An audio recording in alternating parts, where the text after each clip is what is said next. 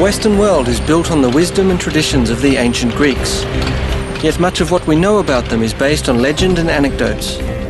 The Greeks are famous not only for their warriors, athletes and gods of mythology, but for their pantheon of philosophers. And while they didn't seek solutions for practical applications, they did tackle the big picture with a scientific approach. In asking such key questions as where do we come from and where does everything go, how do things work and why, the ancient Greeks were the first in history to look at the world around them with questioning eyes. Their search for a deeper understanding of the laws of nature proposed a world separate from that of the gods. This triggered a whole new era of rational thought, leading to the birth of science and technology. This is the legacy of what the ancient Greeks knew.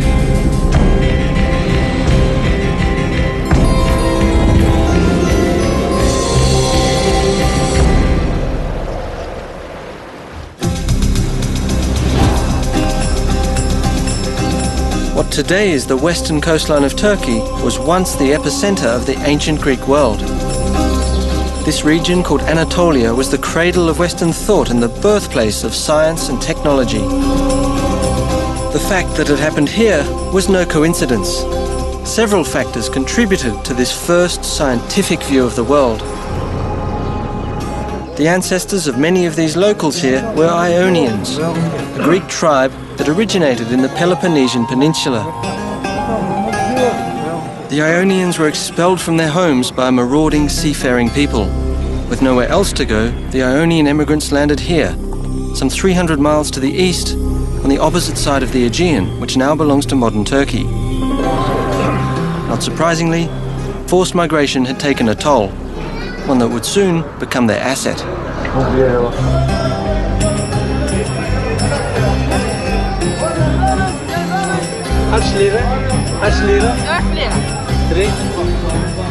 Okay. Adrift in a strange land, the Ionians had to abandon their beliefs and their ancestors. Over time, this generated a rather pragmatic, rational approach to life, because they could never be sure they wouldn't be driven out again. Having lost everything after fleeing their homeland, the Ionians focused on the future and welcomed new ideas, especially when they were good for business.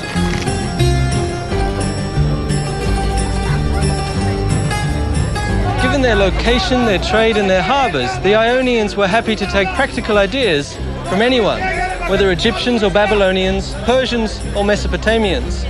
When their neighbours, the Lydians, invented coinage, the Ionians were the first to use it. And when the Phoenicians invented their alphabet, history took a new turn. Now they could record their own spoken language. So far, knowledge had been transferred orally from one generation to the next and from master to apprentice. But with the newly invented Phoenician alphabet, which the Ionians quickly adopted, they had acquired a tool for consistent record keeping and data collection. Information became more widely available, and another factor contributed to the birth of this new era.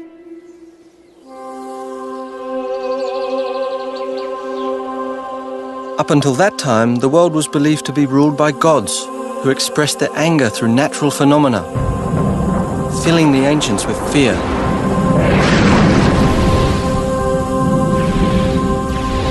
But soon the Ionians shed their fears and dared the gods.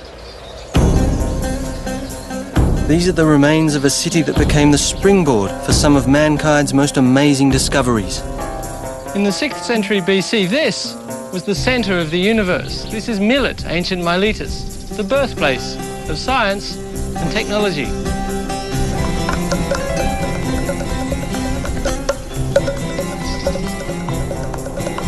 Perched on a hill, the horizon beckons. No longer tied down by their past and drawn to the practical, the Ionians must have heeded the call. I'd heard about one wealthy Miletan who travelled across the Mediterranean and made his hometown world famous. His name was Thales, and on his voyages he gathered not only riches, but information. As far as we know, Thales was the first person to discover the laws of nature, which made him the first scientist and the founder of the natural sciences. His revolutionary observations and insights proved there was order in the world, not mere chaos created by a whim of the gods. During his travels, most notably to Egypt, Thales combined his own observations with those of others. His insights led him to believe that man was not at the mercy of gods, but that instead nature operated like a mechanism, a machine that followed its own inherent laws. Laws make things predictable, and so Thales was eager to understand them. Experts believe that he collected data on the cycles of the stars, the moon, and the sun from the ancient Egyptians and Babylonians. Thales discovered a pattern, and when he applied it to forecast a natural phenomenon, he became the first person in recorded history to predict an eclipse, which must have truly shocked the ancient world. Did this not prove that nature had laws that were not governed by the gods? Thales dared the gods and thereby demystified the world. He cast aside tradition by asking the critical question why in an effort to find underlying laws. This became the foundation of science. But Thales also proved that theoretical knowledge had practical value. Then as now, olives and olive oil were major export products in Ionia. Thales baffled his contemporaries when he predicted a particularly rich harvest, long before anyone else had a clue. To do that was as presumptuous as predicting the moods of the gods. And to show that he was serious, Thales bought all the olive presses in the area, way ahead of harvest time. We don't know how he did this, but his prediction came true. Now, all the farmers had to come to Thales to get their olives pressed and receive their first lesson in the value of science.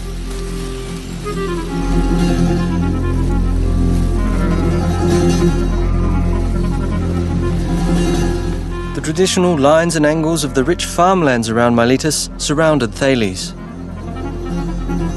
Correlating this observation with similar patterns he'd seen on his journeys may have given him the idea to describe the world in systematic terms, looking for rules that worked in all cases. Egyptian building methods and ancient records relating to angles, triangles, and circles may have motivated Thales to formulate his own geometric theories. Thales became the father of geometry. His discoveries form the core of modern science and technology, describing the underlying rules of the physical world.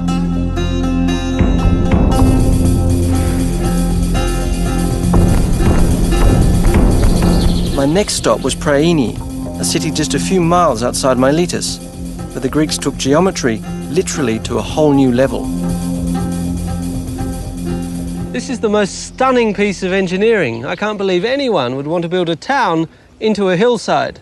We wouldn't do it today, but for the Ionians, who had no cranes or machinery to cut away the rock, it seems the perfect example of how they used geometry to impose order on their world.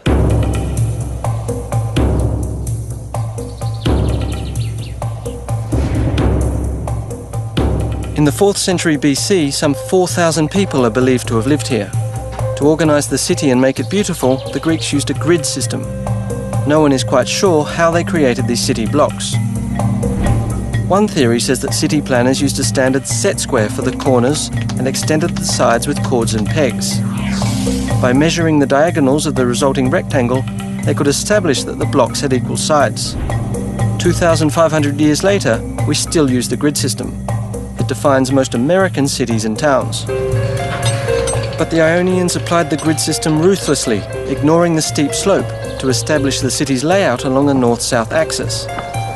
This way they made use of the sun to warm the city in the winter, while optimizing the city's air circulation to cool it in the summertime. That was awesome.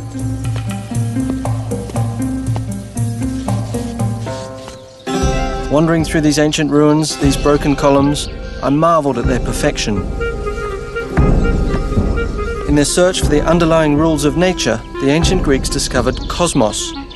Cosmos is a Greek word and a synonym for both order and beauty. What is awesome to us was cosmos to the Greeks. Much of this ancient world has been destroyed. What remains is a testament to the fundamental truths that were first formulated by Thales.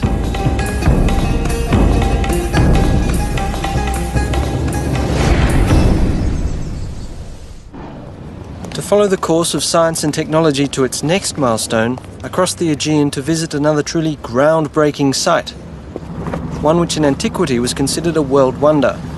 It would have been impossible without the application of geometry. What had started with Thales was a new era in which the Greeks replaced myth and traditional dogma with a critical approach, asking the question, why? Observation became more powerful than myth, and the application of the rule the final test. Now I'm in modern Greece, on the island of Samos, once one of the wealthiest islands in the Aegean Sea. Ancient Samos had a booming economy nourished by the sea. In the ancient town of Tigani, now named Pythagoras after one of its most famous inhabitants, the problem of securing sufficient drinking water for its citizens inspired one of the wonders of the ancient world. It lies inside this mountain.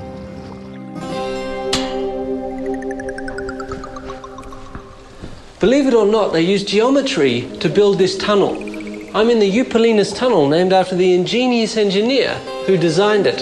Around 522 BC, the ancients dug their way right through Mount Castro.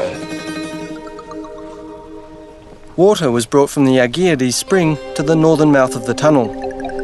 About 5.5 feet in diameter, it follows a 3,300-foot-long course through solid limestone. But what's special is that it was dug from two sides. Nothing special, you may think, but it's fantastically unlikely that the two shafts would meet in the middle. A little further down there is the point where the two halves of the tunnel meet. Unfortunately, no record survives as to how Eupolinus did it. Today, most scientists agree with the theories of the famous Hero of Alexandria, who lived in the 2nd century AD.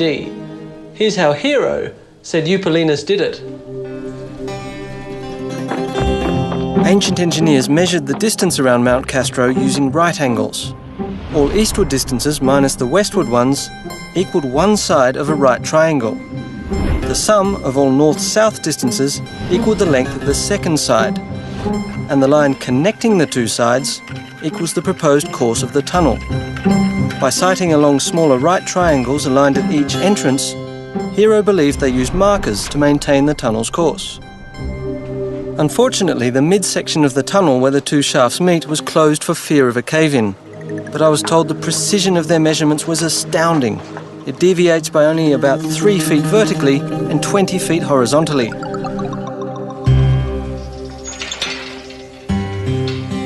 I can't believe that just with picks, hammers and chisels they dug out 250,000 cubic feet of rock. It's estimated it took them 10 years and 4,000 slaves to get it done. And where the water had to go was down there. From the southern mouth of the tunnel, the water then ran through an underground conduit into the ancient city of Pythagoras, the city that became known not only for its refreshing mountain water, but for its most famous son, Pythagoras. With engineering and technology in the forefront, it was here that science made a giant leap.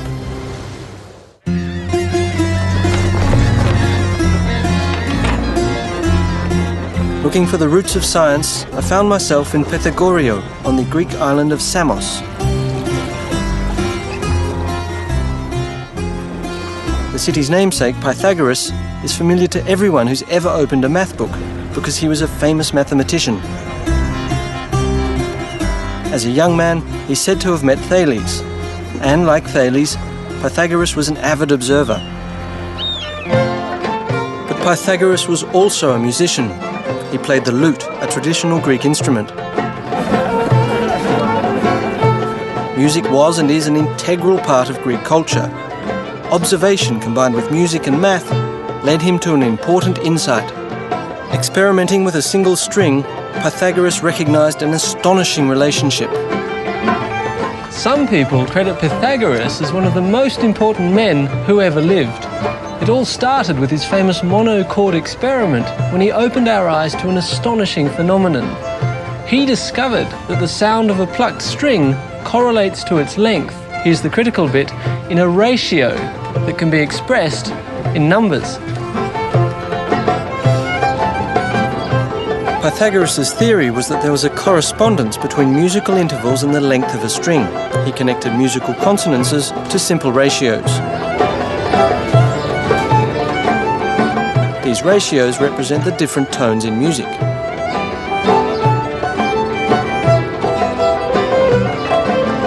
Plucking a string produces a tone. By halving the length of a string, that is, by pressing the string onto the metal fret, the frequency of the sound is doubled, and the note produced is an octave higher. The ratio of the octave is thus 1 to 2.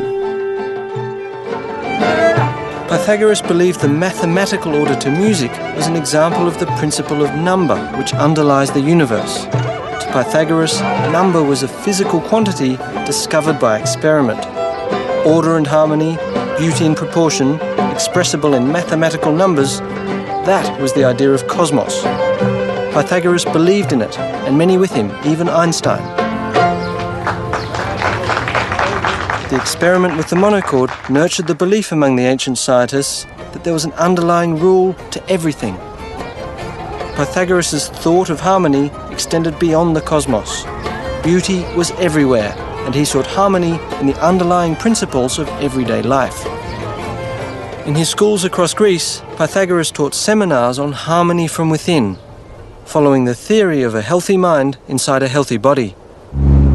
Inspired by Pythagoras, I was intrigued with the beginnings of Western medicine as a science, another area where the ancient Greeks led the way. This meant a visit to the Peloponnese, the original home of the Ionians, today an hour's flight from Samos. Asclepius, the ancient god of healing, was the focal point of a cult that swept over Greece in the 5th century BC. Most every town had an Asclepiad sanctuary dedicated to the health of its citizens. The renowned healing centre I'd come to investigate at Epidauros was the largest. It was famous for its cures. Whether you were lame, blind or suffering from kidney stones, this was the place where you'd go. Evidence indicates that sacrifices, prayers, rest, diet, clean water and fresh air were the main prescriptions. Sounds pretty good to me. Asclepian sanctuaries became the forerunners of our modern health spas. But the ancient Greeks also pioneered the healing power of the mind. The Asclepiads were popular for their psychoanalytic practices. What the shrink's couch is to us was for the Greeks a visit to Epidauros. This theatre at Epidauros was a famous place to relieve anxiety. Its size speaks to how popular the Asclepiad cult of alternative medicine was. With 15,000 seats, it was almost the size of the theatre in Athens, which at the time was the largest in ancient Greece. Going to the theatre was part of the cure. According to the ancient Greeks, living out your emotions through theatrical performance had a purging effect. The theatre was more than a place of entertainment. It was a place of catharsis.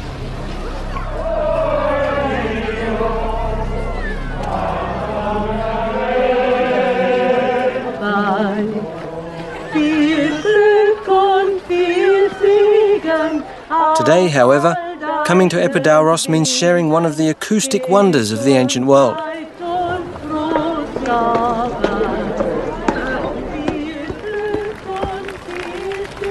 I'm 74 feet above the stage, yet I could hear the sound of a pin drop or a match strike. The discovery of how sound waves travel influenced the design of the theatre. And this is how it works. Built into the slope of a hill, 55 rows of steeply banked benches are arranged in a perfect semicircle, 177 feet across. Because sound waves travel in a circular motion like ripples in water, they radiate symmetrically out from the stage. The initial waves enhance later ones as they reverberate off the stone structure. This exceptional capacity for sound reinforcement accounts for the theatre's superior acoustics. Whether exploring the human psyche or building a theatre, the ancient Greeks sought to turn the abstractions of nature into rules that could guide their lives. Diet was a major concern, at least among the upper classes. This was Hippocrates' health formula. Fat people, or those looking to reduce, should do hard work on an empty stomach and then eat rich food while still out of breath from the exertion. One should eat only one meal a day, shouldn't bathe, and sleep on a hard couch. And the most startling recommendation was to walk in the nude as much as possible.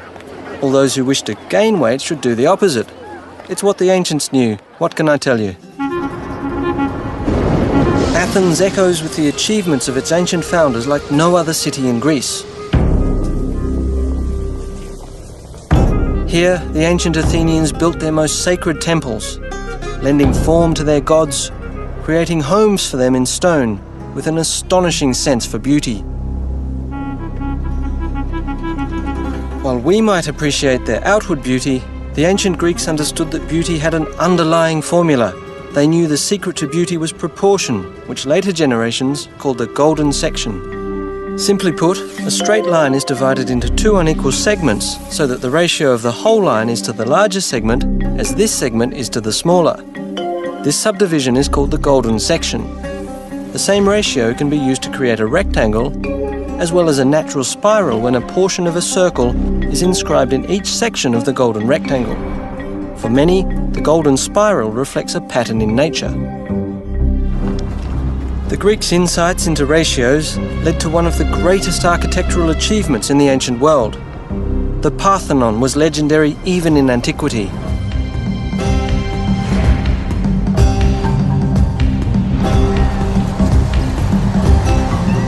The Parthenon owes its name to Athena Parthenos, the virgin goddess Athena, to whom it was dedicated.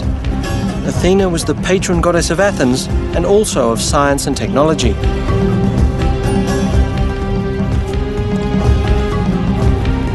The ancient builders used neither mortar nor cement. These gigantic columns support massive lintels held in place by innovative metal clamps.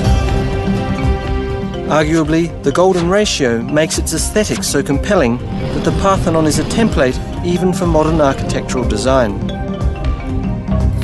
Although the temple is considered an icon of perfection, I'd heard that the architects and builders had tweaked their design to ensure the impression of perfection just to play it safe. From observation, the ancients knew that a column of the same width, top to bottom, appeared narrower towards the top. To make their columns appear perfectly straight, they tapered them. Using tricks like these, they made sure the temple appeared absolutely perfect. Only an expert could detect the illusion. Professor Tassos Tonoulis, chief restoration architect, agreed to let me in on some of their design secrets, such as stairs that were intentionally made thicker in the middle. They were afraid that if they had a straight line for the stilobate, it would seem sunk in the middle with all the weight at the top. That's an optical illusion you're talking about. Optical illusion, yes. Also, it seemed that they thought of each architectural part of the building to respond like a living creature. So, with all the weight of the superstructure, the column has this bulging in order to express the pressure from above. I see. In other cases, let's say, although all the superstructure, the entablature as we call it, is leaning inwards, following the same diminution to the top, which gives more stability to the volume of the building. Each face of the bands, which are the ornaments of the architectural members, are leaning outwards so that the design which was painted on it could be seen better from below. Ah. Is each column the same as its neighbor?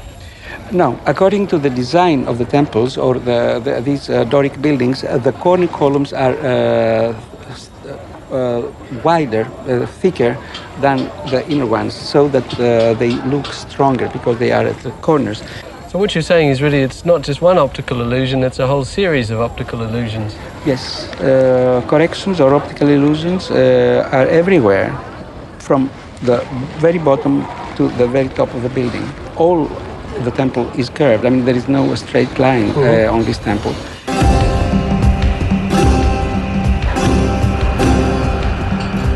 The Parthenon is undergoing yet another round of repairs.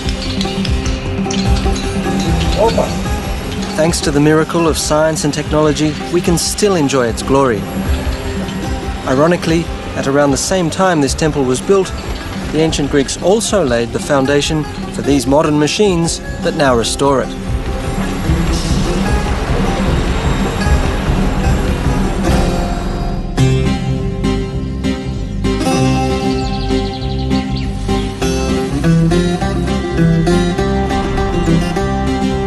The Parthenon is one of the most magnificent structures left to us from ancient times.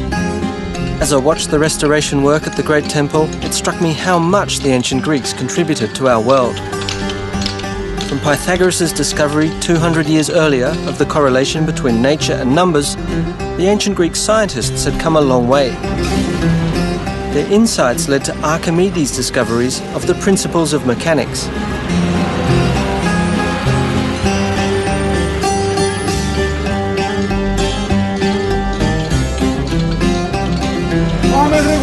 Building on proportions and ratio, Archimedes formulated a rule describing how one of the oldest techniques of applying force, using a fulcrum and a lever, actually works. Archimedes calculated that to move a 1,000-pound boulder, it would take only 55 pounds to do the job.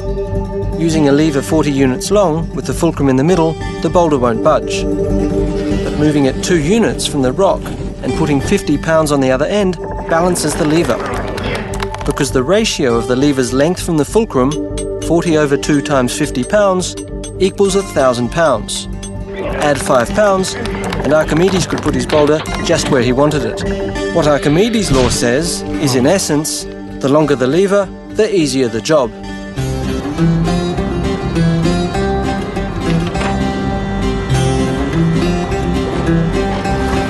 Cranes, pulleys, gears and screws all operate on the lever principle. What Archimedes described was the law of mechanics. In fact, facilities like Piraeus Harbour and others around the world that depend on machines owe an immeasurable debt to his insight. Archimedes was considered the Einstein and the Edison of the ancient world. He became legendary because he inspired the design of ever more complex machines. How exactly the ancient Greeks came to understand the principles of mechanics and physics is a mystery which modern researchers are trying to unravel to this day.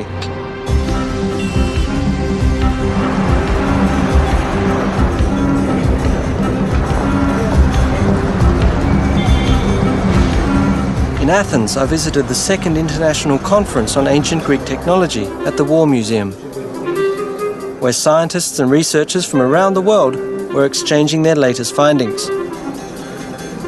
They were all looking for more clues, and so was I. Can you take it? Yes, yes. I will try to pump. It was clear that many ancient machines operated on the lever principle, like this pump whose roots go back to the 3rd century BC, to the Greek Zeuxippus, the father of pneumatics. It's actually a very powerful pump, isn't it? In this sacred water dispenser, a pivot point replaced the fulcrum, showing how the ancient inventors began to create more complex devices.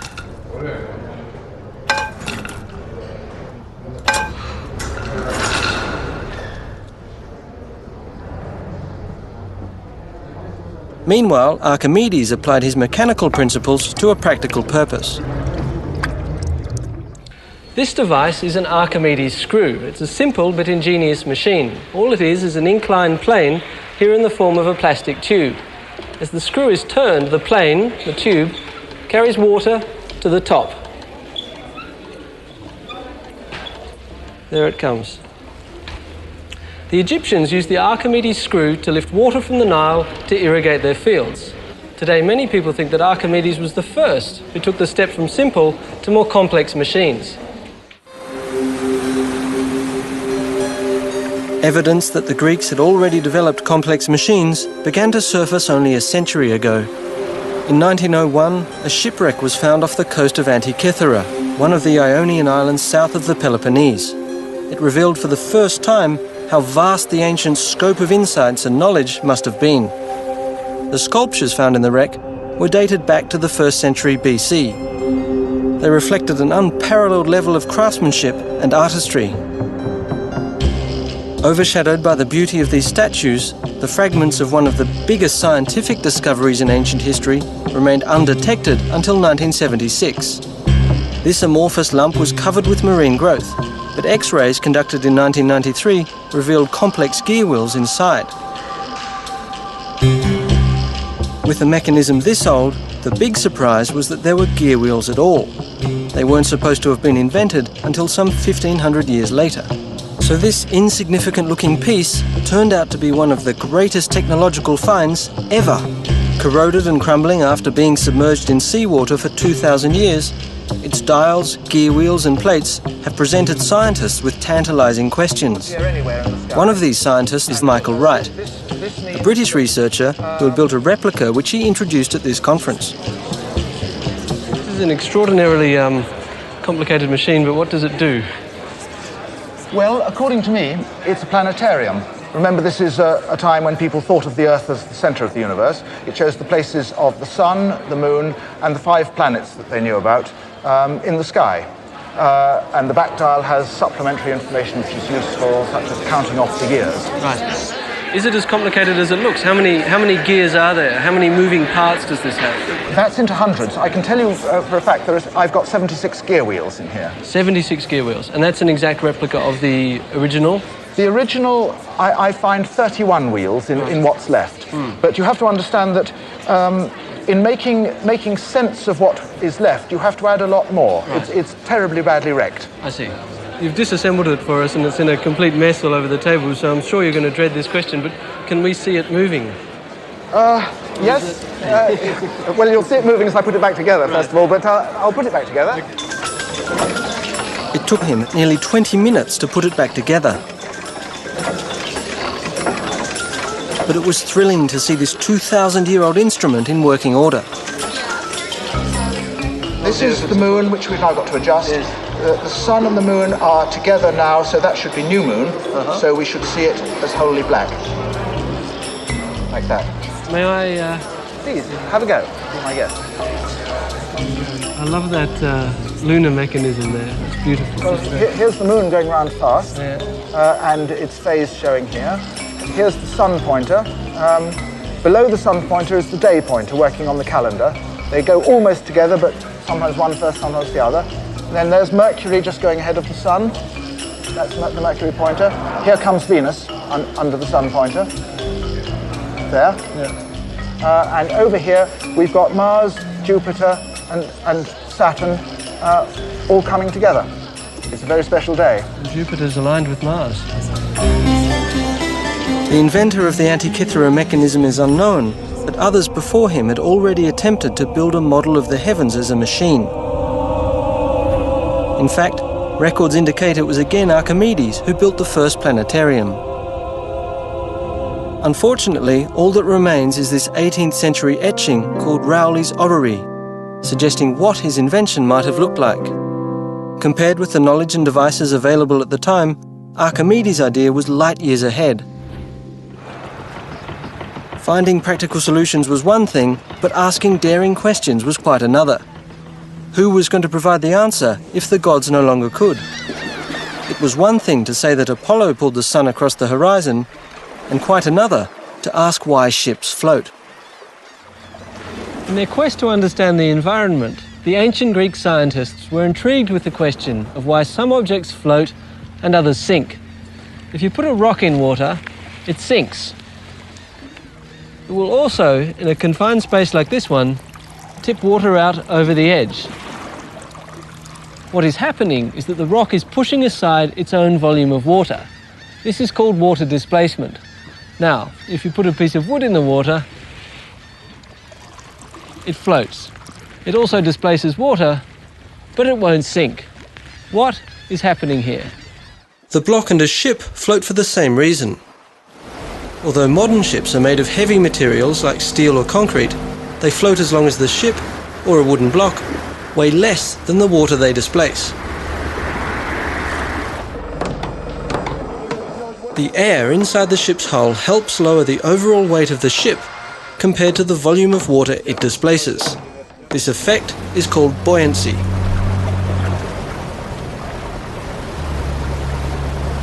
When Archimedes understood the principle of water displacement, he is said to have run through the streets shouting, "Eureka!" meaning, "I found it." But his legacy was far greater. While Archimedes gave us the fundamental principles from which modern technology is derived, another Greek invention was recently resurrected and tested after being lost for 1,000 years at sea. It was a trireme, a warship, renowned for its speed and lethal impact.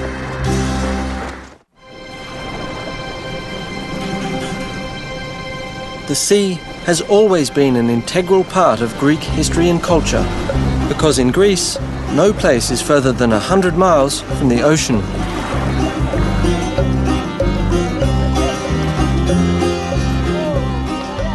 Much of the country's wealth is attributed to the ancients' ability to master the seas, be it for the purpose of trade and commerce or for warfare. Zea Marina in Piraeus, just minutes outside Athens, speaks to this tradition. In ancient times, these yachts would have been warships, because this is where the Athenians built and moored their legendary fleet. The National Ship Museum was just around the corner. Recalling different times, the ships that were docked here spoke to Greece's long naval tradition. Along the way, I bumped into an old friend. That says Thales of Miletus. I was looking for the replica of one of their most successful warships.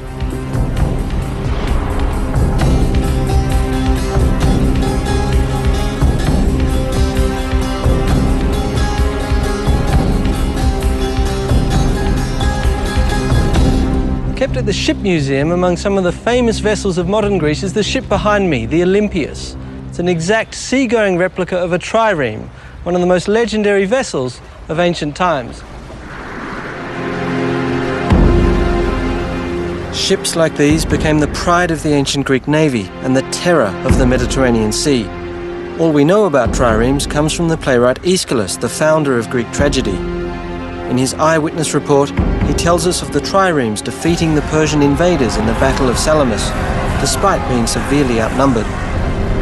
No original trireme pieces were ever found, let alone an entire vessel. All that remained was the drama Aeschylus wrote, until archaeologists uncovered ancient trireme storage sheds. We can sit 170 rowers, oarsmen. I had made an appointment with Admiral Ioannis Koliniatis, who had spent 5 years piecing together the clues to reconstruct this legendary Greek warship. Yes. Tell me, how did you know how long the trireme should be? Let's start from the length. Regarding the length, we know the length of the ancient sheds where the trees were kept, and their length could not be longer than what is the length of the shed, which is approximately of the order of 110 feet. Right. The sheds also told them that the ships must have been about 14 feet wide. And the geography of Greece added another clue. Given that triremes landed on beaches, their draft couldn't have been more than 3 to 4 feet. But also practical experience gained during the reconstruction process, together with ancient records, helped shape the picture of what the legendary warship must have looked like. What sort of wood did you use to make the boat? The hull is made of pine wood, and in some selected places, oak, from the forests of Attica, which were full of pine trees at that period. Right. Pine wood and a shallow keel made the trireme particularly fast and agile, allowing the ancients to skim across the water, almost like a hydrofoil.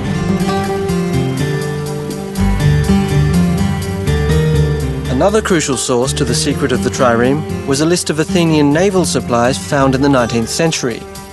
It included 170 oars, classified as 62 for the top deck and 54 each for the middle and lower decks, and every oar needed someone to pull it. It sounds like a lot of people in a small place. Can I have a go rowing to see? Yes, why not? Let's go. Okay. You see how difficult it is to get to position, Sure, it's and very... you can imagine how difficult it was having 170. Sure, it's very people. cramped, isn't it? Yes, very congested. Now you're going to take one of the top decks. Yes, the difficult one. The difficult one. As I'm a beginner, huh? I'm going to take a middle one. It's actually not so bad once you're in, is it? So you see, I have to have much more inclination to reach the water. Uh-huh. And you are more level.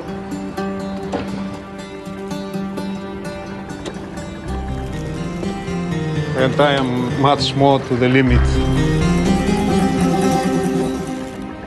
The way it presumably worked was like this. The trireme had 3 banks of rowers, hence the name. Each rower hit the water with his oar at a different angle. A galley master would have maintained the rhythm of the oars to keep everyone rowing in unison. And on his signal, the trireme could accelerate like a high-powered dragster.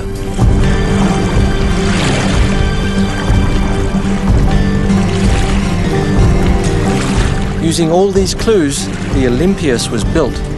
And in 1988, trials were conducted to see if the replica measured up to ancient accounts. A crew of athletes and professional rowers was trained and took to the waters of the Aegean. In the trials, how long did it take you to go from a standing start to maximum speed? From a standing start, during the trials we did with the replica, it took 37 seconds. And what was the maximum speed that you could get when you had a fully trained crew, all oars, going full steam ahead? From historically the data, we knew that the maximum speed should be of the order of 8.5 knots. And this has been proved also during real trials we carried out with the replica. And our crew was capable of keeping this speed for approximately half a minute. Then they have no more power to keep this. Really? And they were exhausted.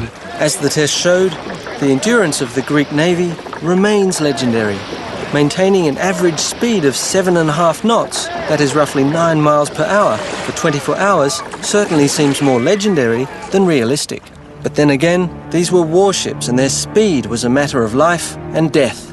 Higher speed meant higher impact, and speed was crucial for the trireme's primary weapon, the battering ram. Forged by the ancient Greek metalsmiths, it was used to tear enemy ships in half. It was made of bronze. Having this as a major weapon, through the ram was exerting a force on the enemy vessel of the order of 65 tons. So all that power, that 65 tons, was concentrated in this point. Yeah, this is correct. Speed and agility made the trireme a devastating weapon and the Greeks masters of the sea. But victory at sea was backed by ingenuity on shore. It was another ancient Greek innovation that provided striking power across the land. The Mediterranean Sea brought prosperity to the ancient Greeks, and it also brought conflict. When Greek settlements on the other side of the Mediterranean were in danger, a quick deployment of the trireme fleets was crucial to maintaining control. I'd heard that some remnants of their innovative solution had survived. To get to this site, I passed through the 4-mile-long Corinth Canal built in the 19th century.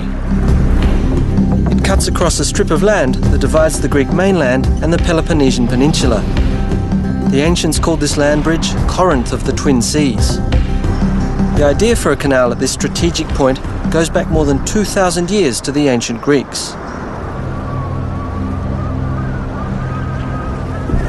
Periander, one of the 7 sages of antiquity, was the first to propose it. But in the end, he backed off because he feared it would displease the gods. Next came the Roman Emperor Nero, who actually had a go at it, but he died and the construction was discontinued. Remarkably, the present-day canal follows his plan. I was wondering if Nero expected that he'd have to remove some 420 million cubic feet of rock and dirt to get the job done. It would have certainly been worth the effort, because this passage has always played an important role in Greek history in order to get from one side of the Mediterranean to the other. Armies, commodities and people all had to come through here.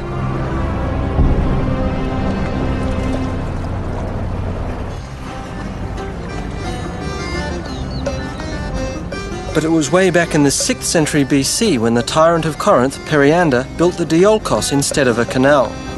Little remains, but ancient records describe it as a pair of tracks embedded in a paved road that ran parallel to the modern canal. If you'd been here 2,500 years ago, you might have seen 170 oarsmen, each carrying his oar, marching across the isthmus.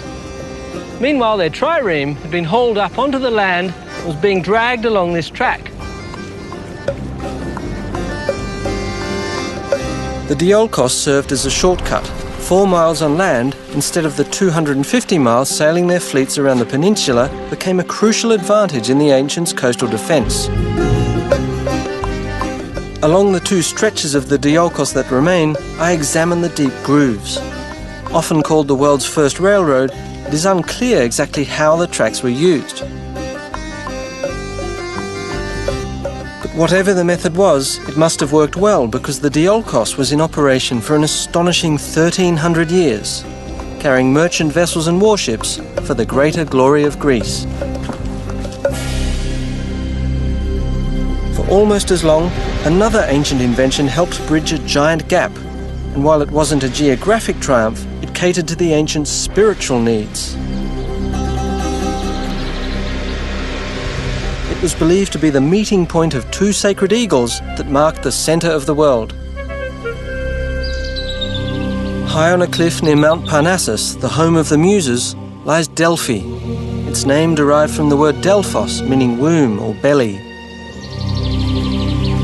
Within the ruins of Delphi's vast temple complex, I found a replica of the omphalos, the stone that symbolized the navel of the world. But something far more ominous had drawn me here, like thousands of visitors for the past millennia. From around 750 BC, Delphi was world famous for its oracle, a place deep in the temple of Apollo where worshippers could ask the god about their future.